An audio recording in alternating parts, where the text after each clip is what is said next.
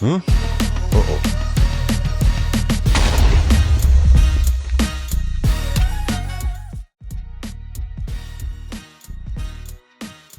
All right. What is going on, everybody? It's the guy Roostcrafter again. It has been a long hot minute since my last video. I think I've got a real banger here for you. We're going to be talking about highway interchanges.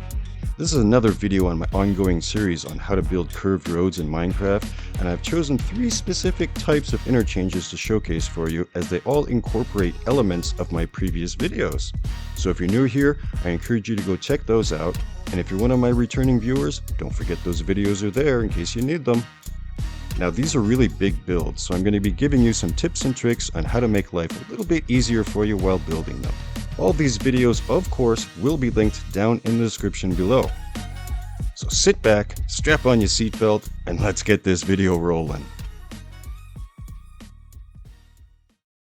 Okay, so first up we have a classic. This is called a Cloverleaf interchange, as its shape resembles that of a cloverleaf. I guess whoever designed it first said, hey, 4-leaf clover, I'm lucky. Anyway. And it's actually a for real and true IRL interchange. They do exist, as well as the other 2 that I'm going to be showing you. All 3 actually exist in IRL.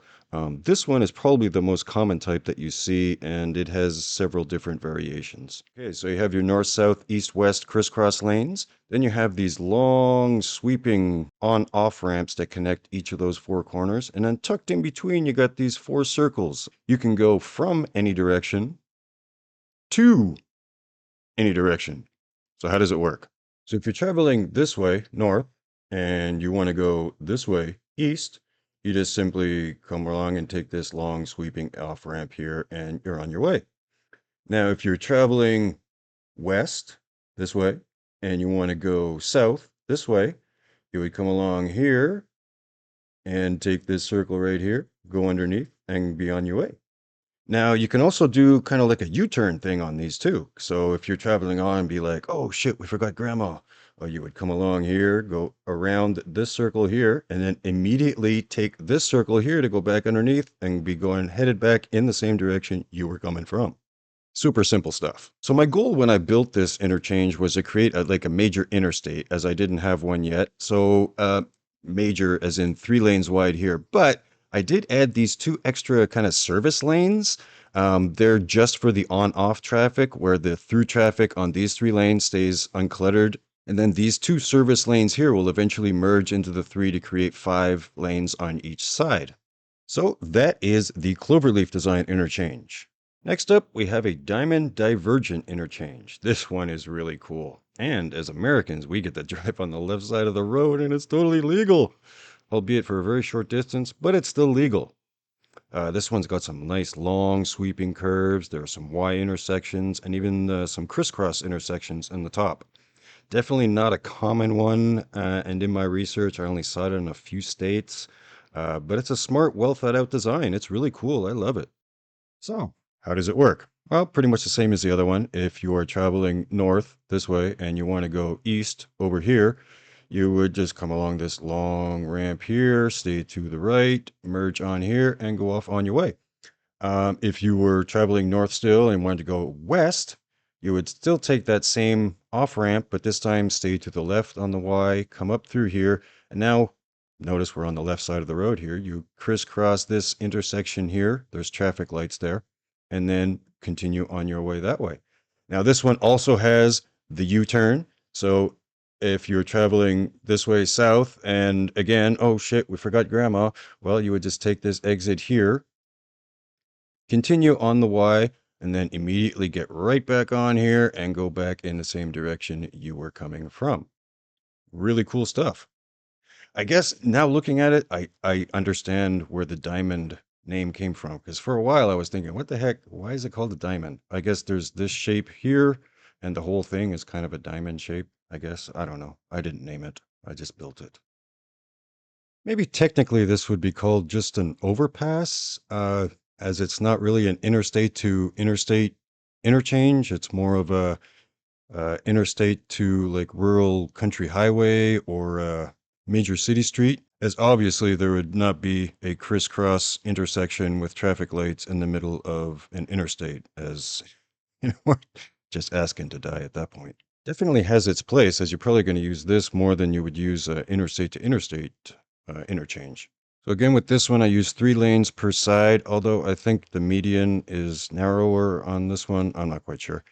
You can make it as wide or as narrow as you want. There's no rule there. And also, again, there's a lot of area here, so there's a lot of opportunity for some landscaping and some terraforming. And down here, the sides here of the overpasses give you some good opportunity for some decoration. You can do decoration underneath here, in between. There's all kinds of stuff you can do. Doesn't have to be just all boring and normal, you know. Usually they are, but you don't have to. You don't have to go all out either, Just make it look cool. And of course, you can get a little more elaborate here with the intersection. This is just basic raw thing. I haven't decorated up here either. This is, just my test model that I pre-built for this video. And that is the Diamond Divergent Interchange. Next. This one is my favorite. I think it just looks so cool. And if you haven't guessed yet by those 2 big circles, this is a roundabout interchange. While still not that popular in the US, they are around, and I think these things are great. They're efficient, easy to navigate, no traffic lights, continuous traffic flow. I mean, what's not to like? Plus, on top of that, we get circles in Minecraft. Am I right? I went with 2 lanes on each side on this one and a really narrow median. As with the others, you have these long sweeping on-off ramps in the 4 corners, and this one comes up to the roundabout circle. The cool thing with roundabouts, no traffic lights, so it's a continuous flow. And you've got the crossover in the middle to the other circle, and then, this is kind of like has the same functionality as the diamond interchange that we just looked at, in where it's more of an overpass for a county highway or city street, something like that. And again, you're probably going to be using these more than you would be using an interstate to interstate interchange. So that's why I've included 2 out of the 3 that are like this. Plus, this one's just like really cool looking. Even though this one is kind of self-explanatory on how it works, I'll run it through real quick. If you're traveling this way on it, let's get into the map view here. So if you're traveling north this way and you want to go west over here, you would take this long sweeping off ramp here, go around this circle, go over the overpass, go around this circle here, and continue off that way. Pretty self-explanatory, but it also has the U-turn effect. So, like last time, oh dang it, we forgot grandma. You can come around this way, take the circle, go across, and then go around the whole circle again, come around this way, and go back in the same direction you were coming from. Grandma is saved every time. See, man, I got you. Okay, as promised, this is the part where I show you some tips on how to make life a little bit easier when building these. I would suggest using a flat world for these, as they are huge and you will need the extra space. The biggest tip I can provide, and the biggest time saver, is to build just a quarter of the whole interchange. Then all you need to do is use the copy, flip, rotate, mirror, whatever, and fill in the other 3 pieces, and then you've got a complete build. So to start off, decide on a layout. Are you matching to an existing highway, or are you creating something brand new? So if you're creating something brand new, how many lanes are you going to have? How wide is your median going to be? Are you going to include some extra lanes on the sides like I did? Once you've decided on your layout, now you're ready. You can extend it out a few hundred blocks just to get started. Now decide on how high your cross lanes are going to be for your overpass. I think I used 13 on this one. That gives me a few extra blocks here for the decoration, and there's probably about 9 to 10 blocks from the road to the bottom of that decoration block. Okay, so now that we have our layout for our lower lanes down here, we need to figure out a layout for our cross lanes. I just used the exact same thing. You can too. Again, if you're matching to existing or if you're creating new, whatever it is, once you've got your layout, now we need to figure out where it's going to cross over. And that is going to determine this curve here. Now, what we're looking for is kind of this point here and this point here. As an example, this full build of the entire thing is about 700 by 700. So this little quarter piece is going to be half of this direction and half of this direction. So it's 350 by 350. Now keep in mind, this exceeds the 256 block limit of Plotz's website.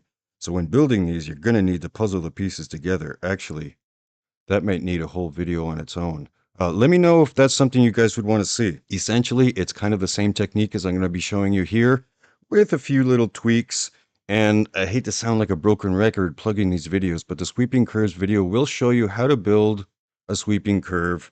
And then it's just a matter of expanding it to make it bigger to fit this size. But again, let me know if that's a video you guys would want to see, oversized sweeping curves. Also, an important note is that this curve here is going to determine how much space you're going to have inside here for this circle. So you don't want to make it too small to have this circle too tight. So you want to keep that in mind too. Once you're happy with that and you've got these points set to where you want them, now you can determine what the diameter of this circle is going to be. You don't want to get it too close to your curve here, but you know, whatever's going to fit. And again, hate to sound like a broken record, but the on-off ramp video will show you how to build this circle. There is no trickery involved. It's totally straightforward. Just choose a diameter that fits and follow the video. Never mind about landscaping or terraforming yet. That'll come later. Just get the road part done. Once that's done, we're going to create a schematic of this whole thing before we terraform, so it's just in its raw form. All right, now that we have our raw road layout all complete, we are going to create a schematic using Litematica. And by doing that, we'll select this whole area here, create the schematic, and now we're going to move to a whole new area and place the schematic. Now that you've moved to a new area with enough space around you, don't forget about that, we're going to just place the schematic. I've already got it placed here. I'm just going to show it again. So now we've got this. We're not going to paste it. Don't paste it. Just leave it just like this. In fact, go to Configure, lock it. Now is the time we're going to start landscaping and terraforming. Now, by using this holographic overlay, if I spam a bunch of stuff down here, it's not going to affect those blocks. And that's how I do all my terraforming like this. This is the same technique I use when putting anything in the city. You just spam these all around, you know, and then smooth them out, you know, however you want to do it. I'm just I'm not doing anything special here. I'm just clicking and spamming. But, you know, once you get that done, you can go in here and detail by hand, carve out where you need to carve out.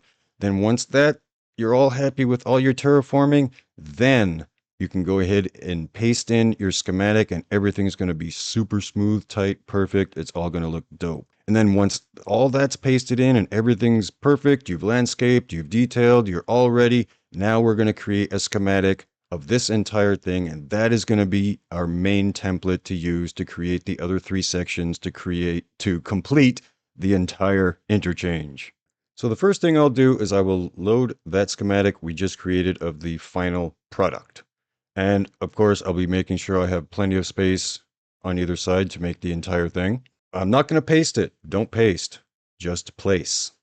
I will then load in another duplicate of that same schematic, rotate it, and place it. Which one was it? This one. Then we got this. Now, I know there's a gap in between. That's just to give you better visualization of the 4 pieces. That gap will be closed in once they're pasted in. And then we go with the third one.